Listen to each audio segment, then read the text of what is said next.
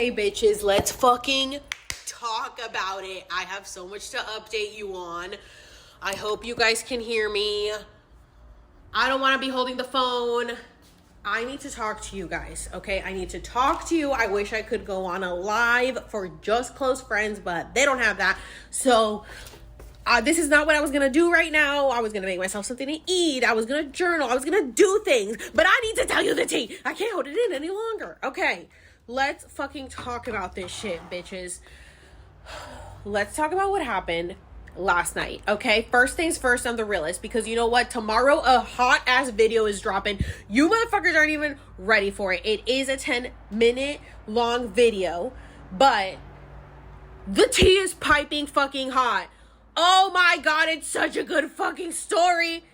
And I can't wait. I can't wait for you guys to fucking see it. Anyways, time to update close friends on the tea before everybody else sees it. Okay, I realize that you guys could hear me, so let's talk about what the fuck happened last night. As you saw, I was dressed to the fucking nines, looking so fucking cute, right? Okay. I was not going to go out because we went out the night before, and it honestly was not hopping popping like I wanted it to be. But it was a Thursday night, so we said, let's give it another shot. We're going to go again on Friday night. So we get ready, get cute, bring Ryan along because he was my wingman and he was the DD. Okay. Anyways, so we go first to this restaurant. They don't have any availability. We try to find a different place. The area we wanted to be at for Riches, for the club, for the party, was Hillcrest. That's the gay area in San Diego. That's where we were on Thursday night. Everything was chill. So the restaurant we were going to go to was, it was called Inside Out, and I don't know exactly where it was, but it was kind of down the street from Hillcrest. So it was like in the same area. But they were on a 2.5 hour wait. So they were like, oh, we can go to North Park. North Park has a lot of options. So we drive down to North Park, and we are just kind of looking for a spot in North Park, and I'm Googling things, and I say, what's one door north? And Annette, my sister, she's like, oh my God, that restaurant's really good. Like, I've been there with, my boyfriend, blah, blah, blah. I'm like, okay, cool. Hopefully they won't be on a wait. We get out of the car. They're not on a wait. They're able to clear off the table real quick. Ryan parks the car. He comes inside. We have a great view, cute little spot. I'm literally posting it on my story for you guys on close friends, being like, oh my God, look how cute this place is. And I'm like, this is cute, bougie, whatever. The menu was small and the prices were high. I was probably going to get a ceviche, and I had asked her oh, how big is the portion? And she's like, oh, it's good for sharing for 2 people, but an entree for yourself. But then I looked over at the table next to me and I saw that ceviche was tiny as fuck. Nothing compared to Guava Beach Bar and Grill in Mission Beach, which is my favorite spot, which is closing down for 6 weeks, and I'm fucking pissed about it. But because they're doing renovations. Anyways, so this thing was tiny, and I was like, okay, I'm not gonna get that ceviche. Is gonna piss me off. I'm just gonna get a burger, which I got a burger at Gossip Grill the night before, which was $11.50, and it was a bomb ass burger and fries. It left me wanting more, and it wasn't even a small portion. This one was $21, and it was greasy. It had way too much of the mayo of whatever they put on there. It was not a good burger. Honestly, I lost my appetite halfway through, but we're going to get into the story of why that happened. So $11.50 for this burger, $21 for this burger. Gossip Girl is more of a lesbian area. This place, One Door North, is just a hipstery little gentrified area.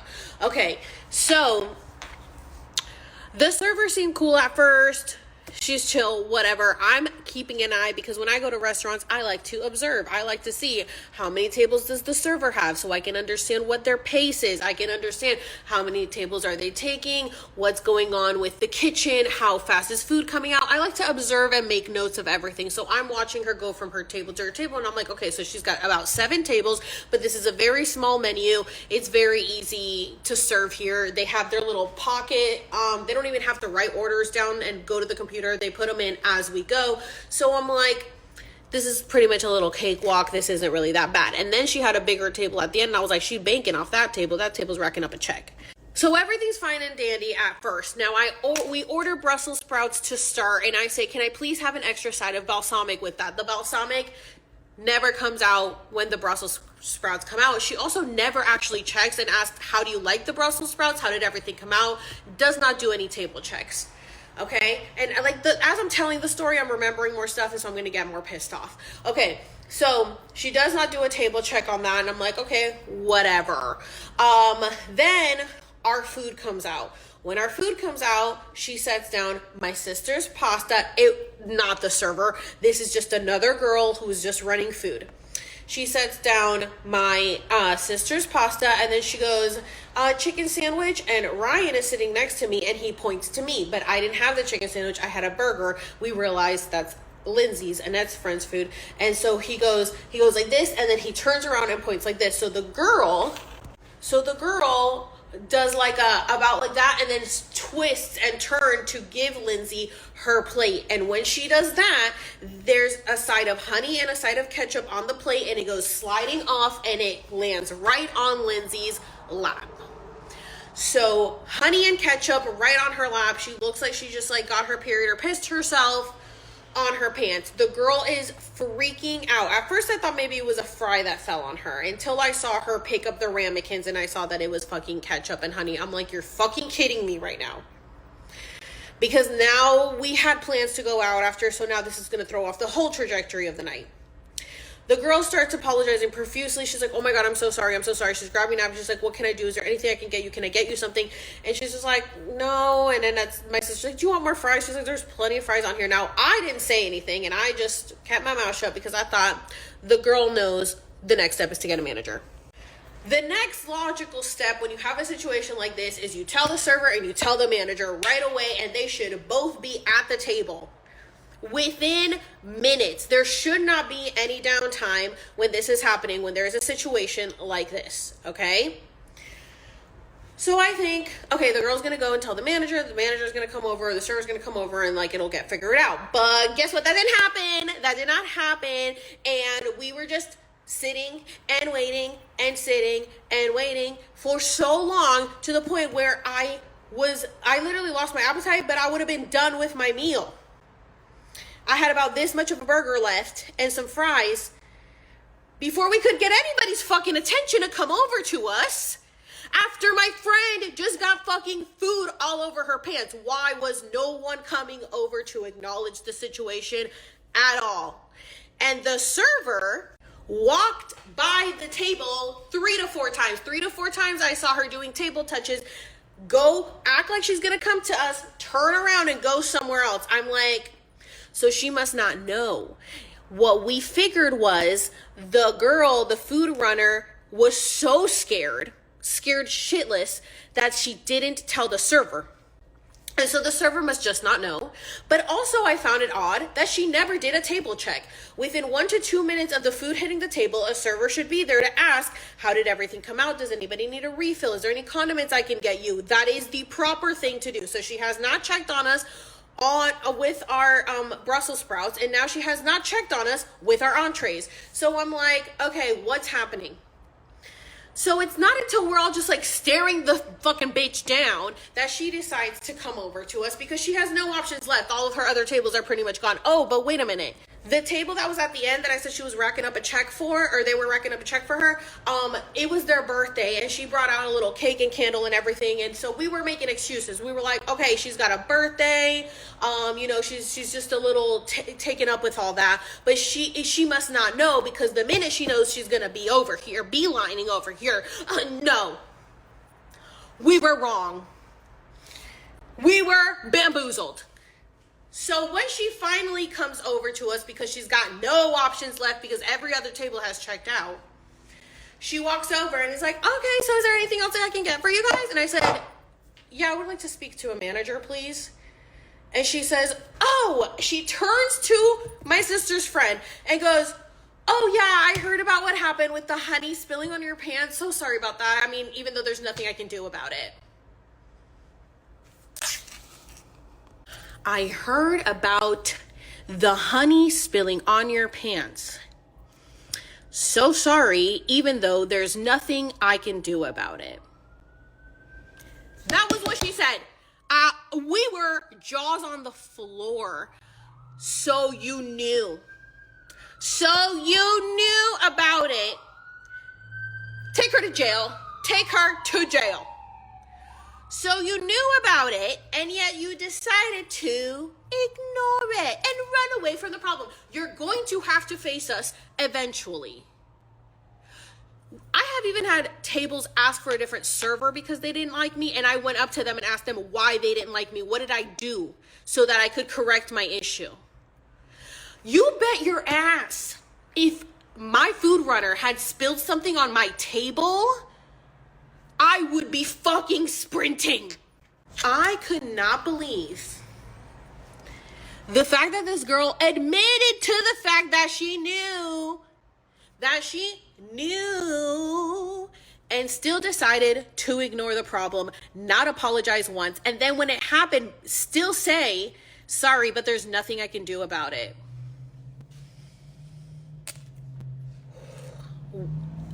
Nothing was said because why am I going to deal with you? I'm going to wait for the manager. The manager comes over, who coincidentally is named Alex. The manager comes over and goes, hey, I heard about what happened right away. Doesn't even let us say a word in. Hey, I heard about what happened. Sorry about that. But anyway, how did everything else turn out? Like, we don't give a fuck. We're going to just brush it under the rug. And I said, yeah, let's talk about what happened. I said, we understand mistakes happen. We're not upset at the girl that spilled the ketchup and the honey. We're not upset about that. What we're upset about now is how it was handled, or rather mishandled. I worked in restaurants for 17 years, and he goes, and is that restaurant still open? So we can see that the issues stem from the top. Okay. We can see that the issues are stemming from the top with your little fucking attitude and refusing to just like take any accountability. But okay, let's get in there a little further. Okay. So I said, yeah, actually they were open years prior and they're still open years after. You know why? Because they take care of the customer. Unlike you, Alex. So I said, yeah, they were and they are. And I can tell you, as somebody who worked in the hospitality industry, the situation is not being taken care of very well. I said, the minute that happened, the girl should have told the server, and the server should have been here. And you should have been here. You should have been doing, I said, the server didn't even do a table check. She never came and asked if I needed a drink, if we needed refills, if we needed condiments. She didn't come here at all. And then when she did come, she did let us know that she knew about it and then said, there's nothing I can do about it. It's like unapologetically. And then it took you this long to get here. And he said, well, I just found out about it. I said, okay, so there's miscommunication going on. And he goes, well, I'm also the manager of the restaurant next door, the Smoky Goat in North Park.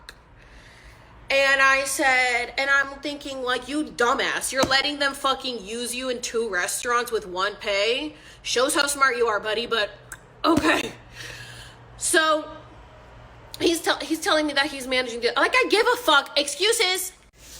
I'm like, I don't give a fuck, Alex. Okay, so I'm telling him, we're extremely upset. We're gonna need her entree taken care of. And honestly, this situation is handled so poorly that I just want the entire check comped off. And he said, I will not be doing that. No. Like, he was laughing. Like, no. And I said, I have worked in the hospitality industry for 17 years. I know how to handle the situation, and you are not doing your job correctly right now. You are not executing this the way that you should. There needs to be accountability taken. We now have to waste our time going back to the house. We're wasting gas. You don't know how much her pants cost. They could be $100 pants, and you're refusing to comp this check when we are all now inconvenienced because of not only the error that was done, but the way that it is being mishandled. The least you can do is comp the check. And he said, no.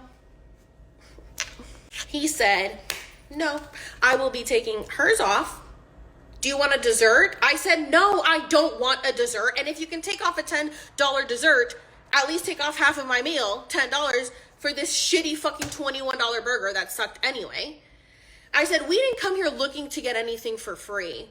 We came here to have a good night, and now our night was ruined. And you seem to not give a fuck, pretty much. And he's just like, no, yeah, like, I understand. I know there was like, but you don't understand that mistakes happen? You don't understand that mistakes happen? Yeah, we understand mistakes happen, Alex. That's not what we're talking about here. We're talking about the lack of accountability. It seems like no one gives a single fuck. And he's like, it's only her second day. Okay, so again with the excuses, we don't care that it's her second day. We don't care that it was a mistake. We care about the way you and your server handled the situation. Because the girl who made the mistake was literally the most innocent at this point.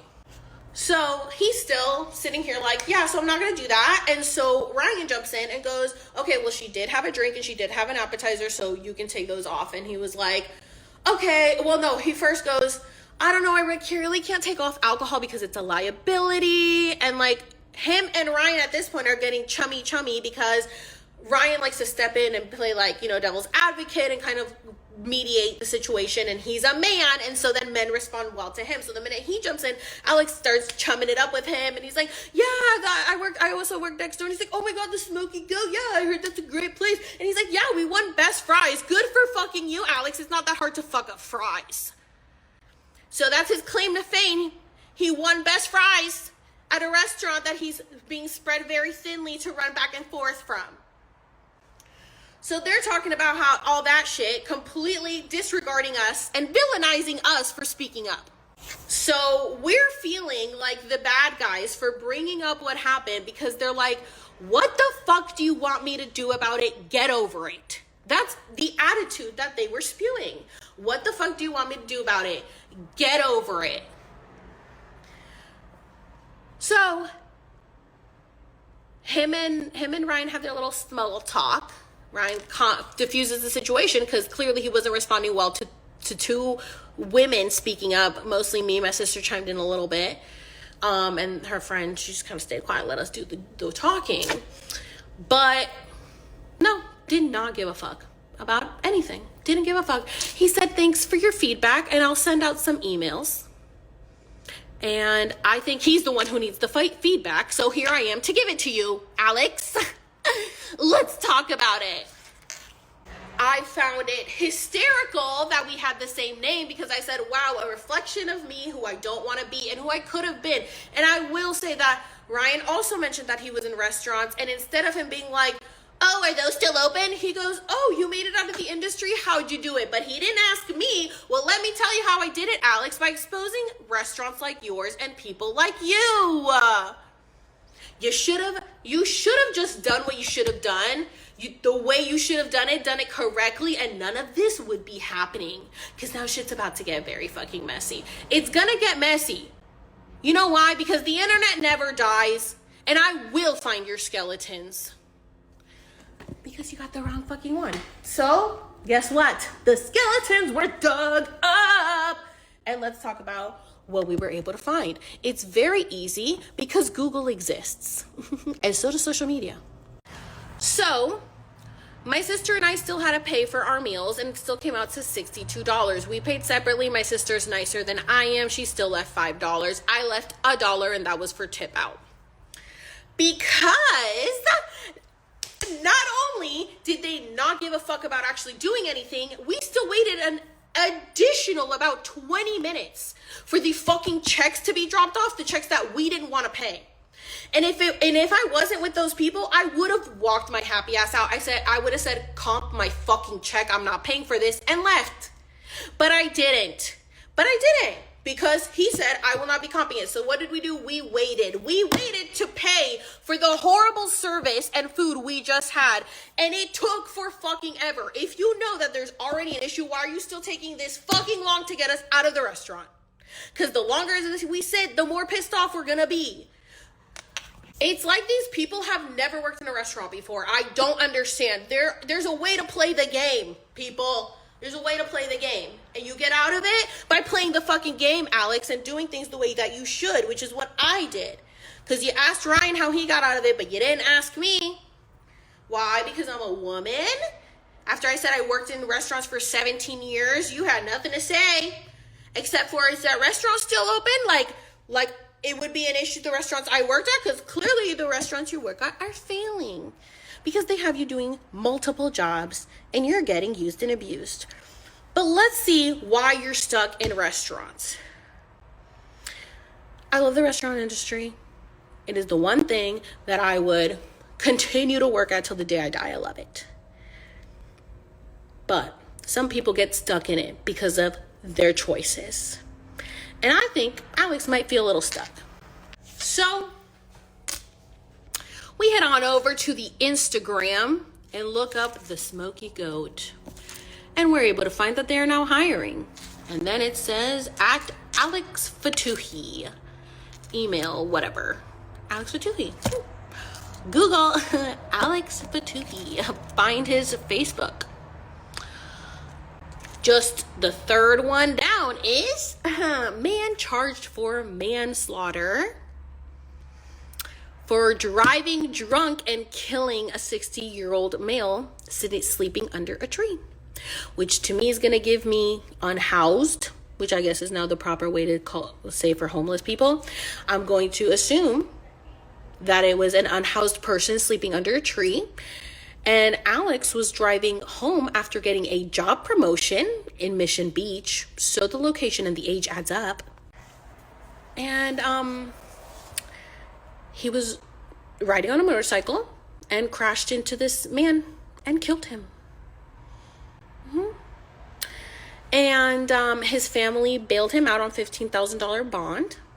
But because this man was probably unhoused and no one filed charges, everything was pretty much dropped. And the bail bond company got to keep the $15,000 because it never actually went to like trial or something like that. And this man's walking around free and running these restaurants and not taking accountability because he essentially got away with murder. Yeah, so Alex Fatoohi is allegedly a murderer accidentally and still blamed the roads for the reason that he killed this man. Oh, yeah. Yes. Look up the article. Look up Alex Fatoohi. Alex, Fatoohi, San Diego. Look at the manslaughter charges from 2008. Okay?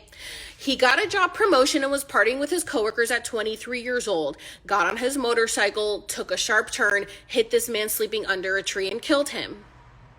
He blames the roads for it. You will see that in the article. And he says that he's not much of a drinker. And this was only because he was celebrating his job promotion.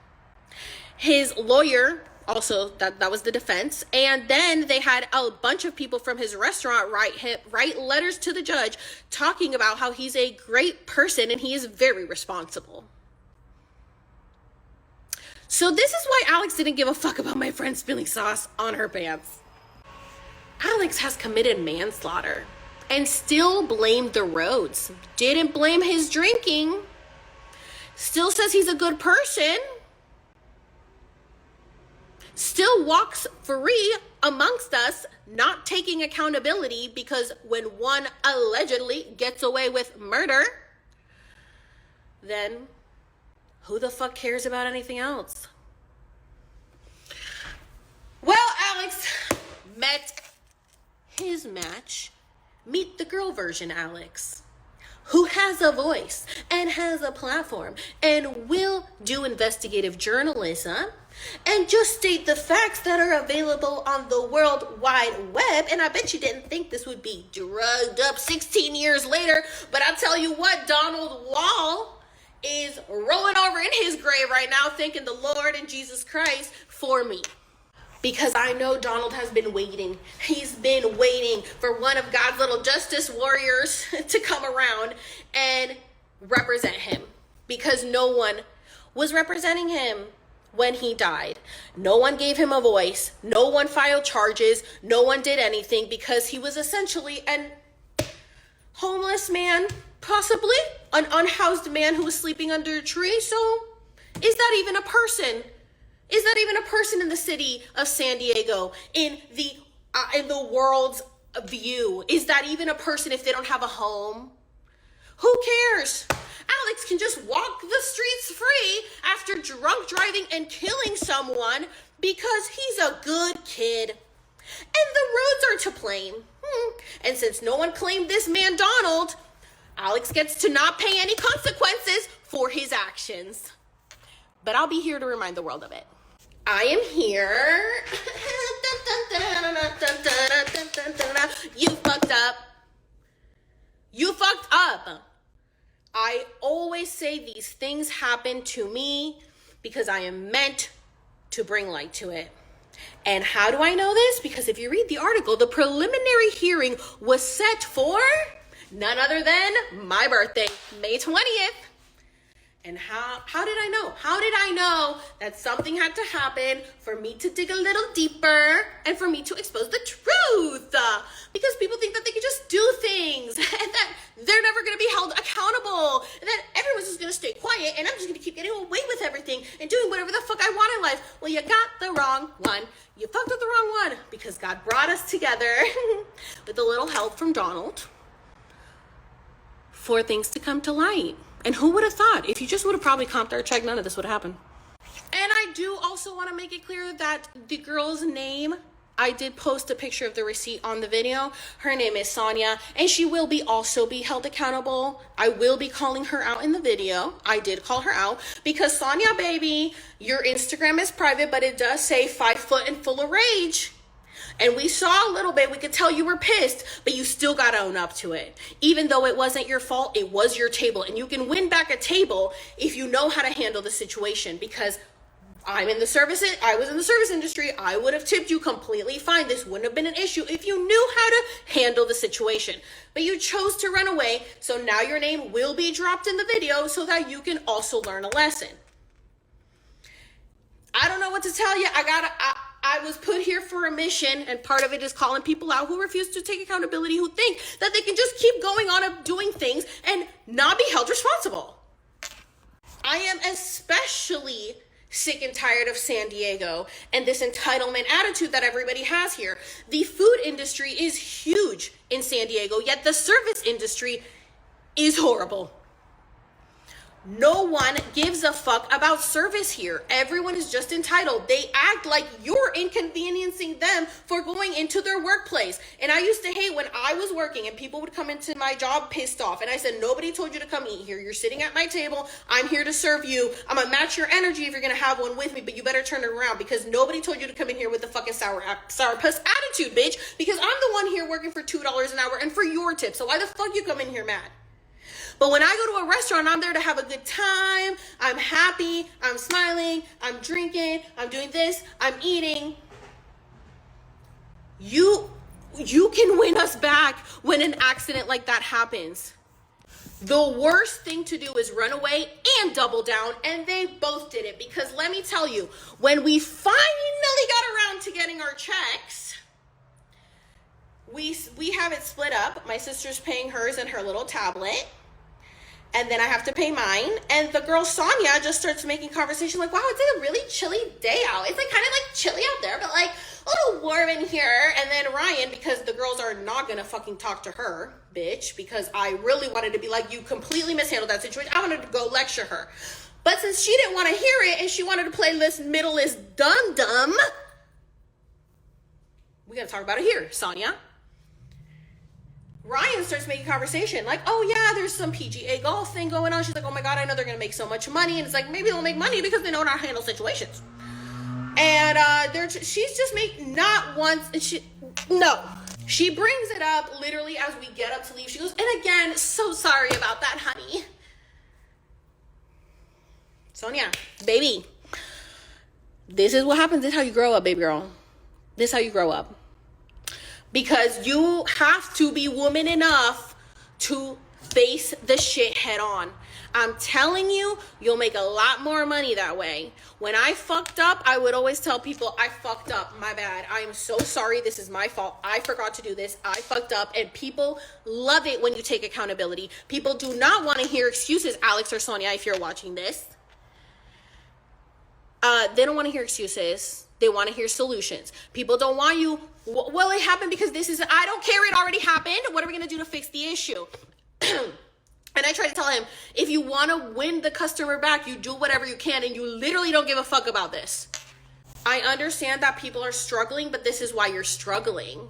Because you don't give a fuck. You don't give a fuck about customer service. And I know the customer's not always right. Believe me, I know.